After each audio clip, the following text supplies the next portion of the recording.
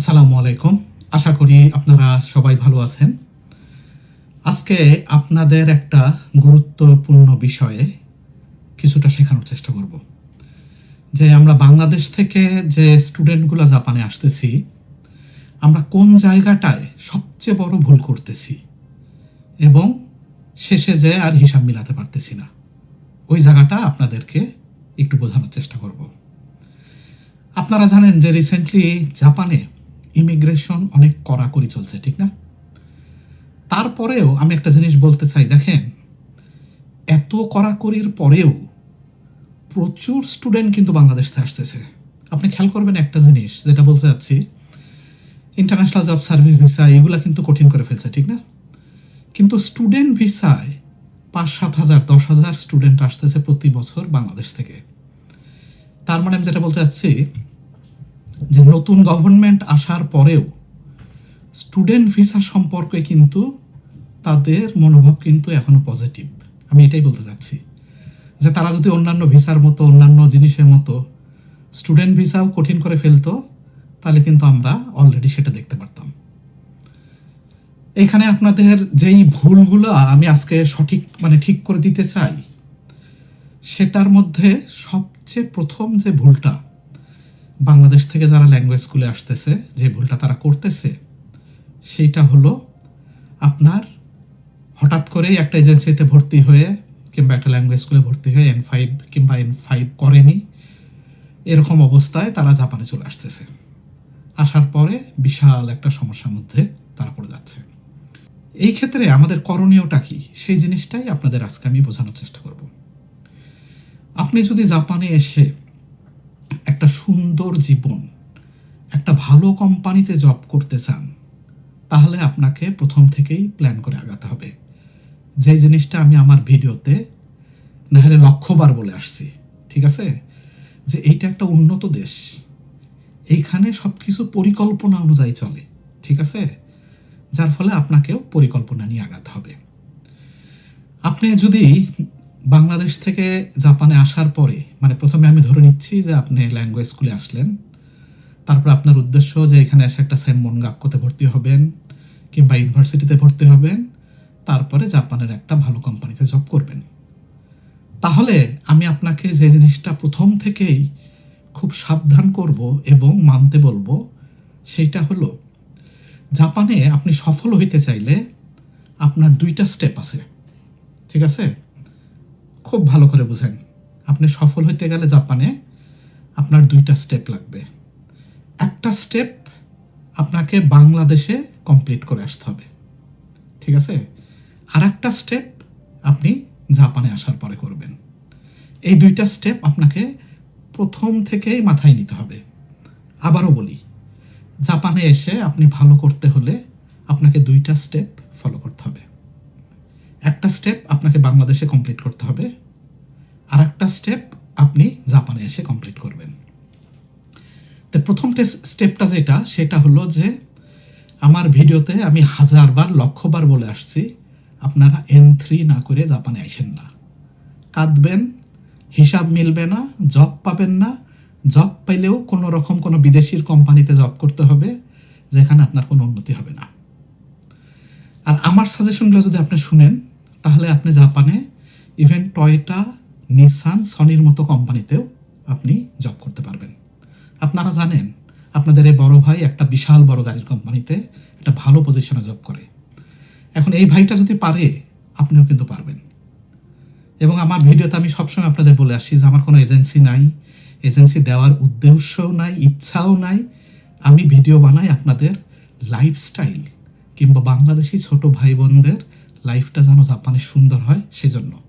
আপনি এইভাবে চিন্তা করেন, আমার একটা ভিডিও থেকে কয় টাকা ইনকাম হয়? $1, $2, $1-2 দিয়ে আমি কী করবো? ঠিক আছে, আমি যে লেভেলের বেতন পাই, আমি $1-2 দিয়ে কী করবো? ঠিক আছে, আমার উদ্দেশ্যটা ওইখানে না। উদ্দেশ্যটা হলো আপনাদেরকে একটু কিছু শিখানো, যেন আপনারা জাপানে এসে প্রথম থেকে একটা সুন্দর লাইফ, সুন্দর একটা আপনার প্ল্যানের মাধ্যমে একটা সুন্দর ডেস্টিনেশনে পৌঁছাতে পারেন। তো যে জিনিসটা আমি বলতেছি যে স্টেপ 2টার কথা যে বললাম, প্রথম স্টেপটা হলো আপনাকে জাপানে ভালো সেনমন কিংবা ভালো ইউনিভার্সিটিতে পড়তে হলে মাস্ট মাস্ট মাস্ট আপনাকে বাংলাদেশ থেকে জেএলপিটি N3 লেভেল কমপ্লিট করতে হবে, নাহলে আপনি এখানে সে হিসাব মিলাতে পারবেন না। কি জন্য হিসাব মিলাতে পারবেন না সেটা বলি। ধরেন আপনি এপ্রিলে আসলেন, এবং আপনাকে আবার বলবো আপনি এপ্রিল ছাড়া আসবেনই না, ঠিক আছে? এপ্রিল ছাড়া আপনি জাপানে আসবেনই না। আসলে প্রথম থেকেই আপনি আমার ফর্মুলার বাইরে চলে যাবেন, ঠিক আছে? তা ধরলাম আপনি এপ্রিলে আসলেন, এপ্রিলের 2027 সালে আপনার এপ্রিলে আসলেন। আসার পরে কি হবে দেখেন, বেশিরভাগ ইউনিভার্সিটি কিংবা ভালো সেমন গাক্যগুলা কিন্তু আপনার N2 চায়, এবং N2 না থাকলে আপনাকে তারা নিবে না। একেবারে সহজ ভাষার কথা, ভালো জায়গায় আপনি যেতে পারবেন না। তাহলে আপনি যদি 2027 এপ্রিলে N3 নিয়ে আসেন, আপনি কিন্তু আসার পরে, এপ্রিলে আসার পরে জুলাই আর একটা জেএলপিটি পরীক্ষা আছে, এটা কিন্তু আপনি দিতে পারবেন না, মাথায় নেন। কারণ আপনি আসার 3 মাসের পরেই পরীক্ষাটা, আপনি কোথায় থেকে রেজিস্ট্রেশন করবেন? তখন তো আপনি জাপানে, ঠিক না? আর আপনি তো বাংলাদেশ থেকে জাপানে রেজিস্ট্রেশন করতে পারবেন না হয়তো বা।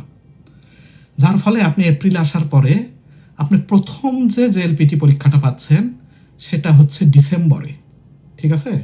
আপনি ধরলাম ডিসেম্বরে আপনি পরীক্ষাটা দিলেন, পরীক্ষা দিয়ে আপনি N2 কমপ্লিট করলেন, এটা একটা সিচুয়েশন। আর একটা সিচুয়েশন হচ্ছে যে না, আমি N5 করে আসছি কিংবা N4 করে আসছি, সেই ক্ষেত্রে তাহলে আপনাকে জেএলপিটি ডিসেম্বরে আপনি জেএলপিটি N3 দিবেন, ঠিক না? কিংবা N4 দিবেন।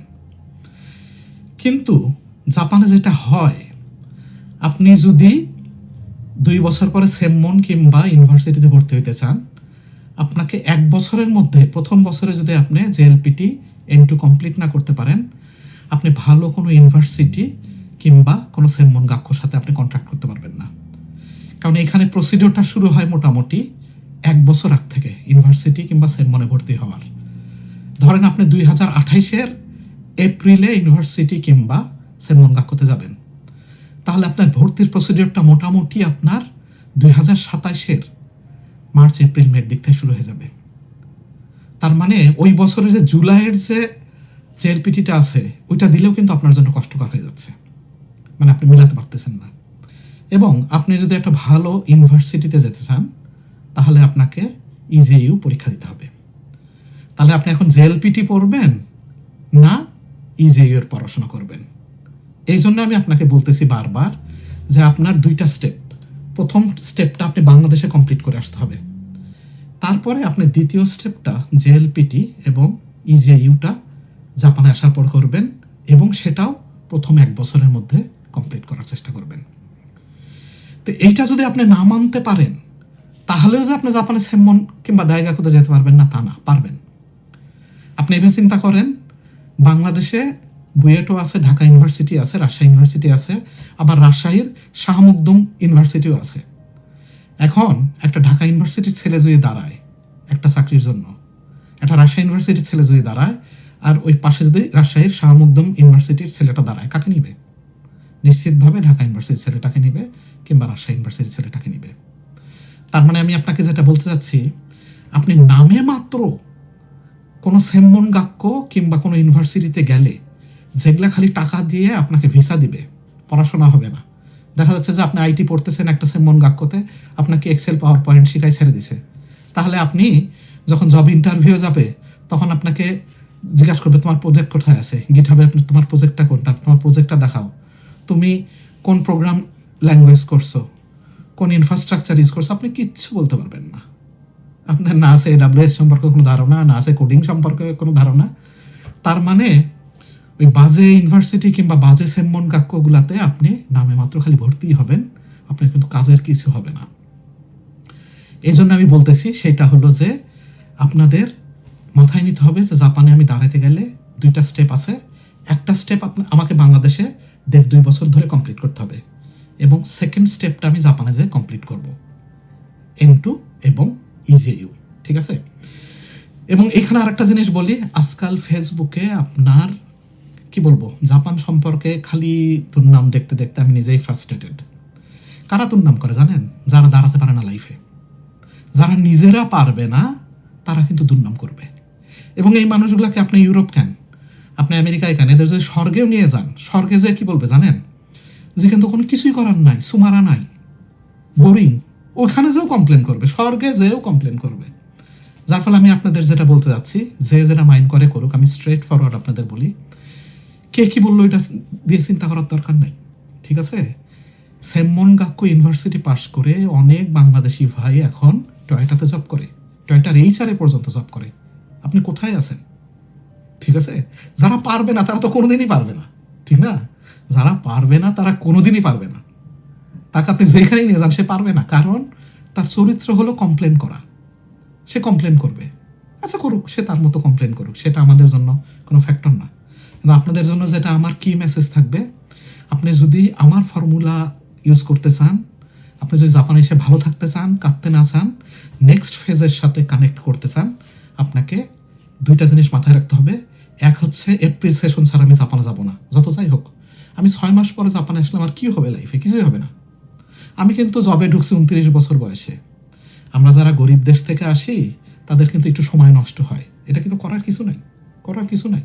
কারণ আমরা গরিব দেশ থেকে আসছি, আমরা ল্যাঙ্গুয়েজ শিখবো, তারপরে আবার এখানে পড়বো, ডবল পড়া পড়বো, তারপরে জবে যাব, ঠিক না?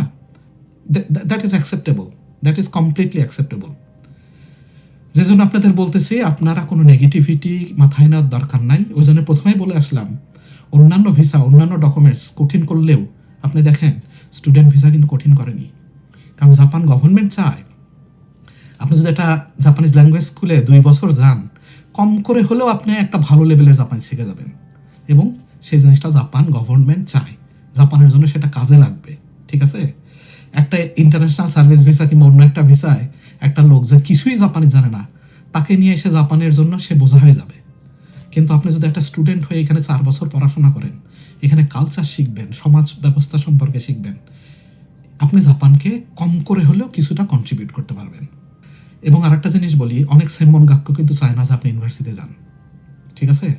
কারণ বেশিরভাগ এই ল্যাঙ্গুয়েজ স্কুলগুলা তাদের সেমন গাক্কু আছে, দেখা যাচ্ছে মালিক এক কিংবা আত্মীয় স্বজনের মধ্যে। ওরা চাবে না যে আপনাকে ইউনিভার্সিটিতে নিয়ে যাক, ওরা চাবে ওদের পরিচিত সেমন গাক্কুতে আবার আপনাকে ডাম্পিং করবে, করে আবার টিউশন ফি নিবে। সুতরাং এই জায়গাগুলো আপনাকে নিজে থেকে রেডি হয়ে আসতে হবে। আপনি আসার পরই সেমন গাক্কুতে আপনাকে বলতে হবে যে আমি ইউনিভার্সিটিতে যেতে চাই, আমার লেভেল এরকম, আমি ইজিও পরীক্ষা দেবো, আমার জেএলপিটি পরীক্ষা দেবো। এইভাবে আপনি তাদেরকে কনভিন্স করে আপনি অ্যাজ কুইক অ্যাজ পসিবল আপনাকে নিজেকে আগায় নিতে হবে। অনেকেই আপনারা বলতেছেন যে জাপানে এখন অনেক স্টুডেন্টদের ভিসা কেটে দিচ্ছে। কোন স্টুডেন্টটার ভিসা কাটছে বলেন? যে একটা ভালো স্কুলে গেছে কিংবা ভালো করে পড়াশোনা করছে, যার অ্যাটেন্ডেন্স ভালো ছিল, যে জাপানের নিয়ম মেনে ট্যাক্স দিছে কিংবা কোনো অন্যায় করেনি, এরকম কোনো একটা দেখাইতে পারবেন যে এই ছেলেটা খুব ভালো জায়গায় পড়ছে, ভালো ইউনিভার্সিটিতে পড়ছে, ভালো সেমন গাক্কুতে গেছে, তারপরেও তার ভিসা কেটে দিয়েছে? না, কাটতে পারে। আপনাকে বললাম না যে এইখানে প্রচুর সেমন গাক্কু আছে যেগুলোর কোনো লেভেল নাই, অনেক ইউনিভার্সিটি আছে যেগুলোর কোনো লেভেল নাই। এখন সেইখান থেকে যদি আপনি কোনো মতে পাশ করে আপনার জবের সাথে আপনার সাবজেক্ট মিলাতে না পারেন, আপনার ভিসা চলে যেতেই পারে। এটা এটা অস্বাভাবিক কিছু না, ঠিক আছে?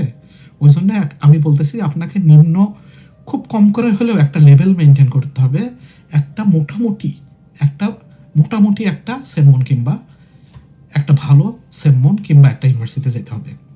আমি রিসেন্টলি আপনাদের ফেসবুকেও খেয়াল করবেন, আমি কিন্তু সেমন গাক্কু ইউনিভার্সিটি কোনগুলা ভালো হবে এগুলো নিয়ে পোস্ট দেওয়া শুরু করেছি।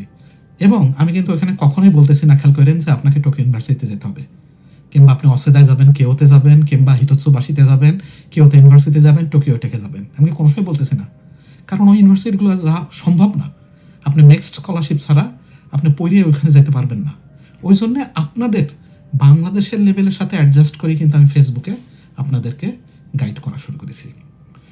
এবং আরেকটা খুব হাসি লাগে দেখলে, কালকে মাহবুব ভাই একটা ভিডিওতে বলছে, আমার একটা পোস্টে সে বলছে যে রিসেন্টলি ফেসবুকে এসে কিছু ছেলে পেলে, সে নিজেই আসছে 3 মাস আগে জাপানে, সে এখন বলতেছে যে জাপান আর আগের মতো নাই। আমিও ভিডিওগুলো দেখলাম, আমার হাসি লাগতেছে। আরে বাবা, তুমি তো নিজেই আসছো 3 মাস আগে, তুমি আগের জাপান দেখছো কোত্থেকে? আমি 26 বছর জাপানে থেকে আমি বলতে পারি না যে আগের মতো আর নাই। কিভাবে আমি বলবো? কারণ প্রতিদিনই তো মানুষের লাইফ চেঞ্জ হবে না, আপগ্রেডেশন হবে, ডেটারেশন হবে, হোয়াট এভার ইট ইজ, কিছু একটা হবে। তো যাই হোক, ফাইনালি আমার কি মেসেজটা এটা, এই ভিডিওটা দরকার আপনি বারবার টেনে দেখেন, পুরোটা বোঝার চেষ্টা করেন, এইভাবে আগান। আর আমরা তো জাপানে আছি আপনাদের হেল্প করার জন্য। সুন্দর একটা ভবিষ্যৎ হবে ইনশাল্লাহ। সবাই ভালো থাকবেন। Have a nice day. Thank you.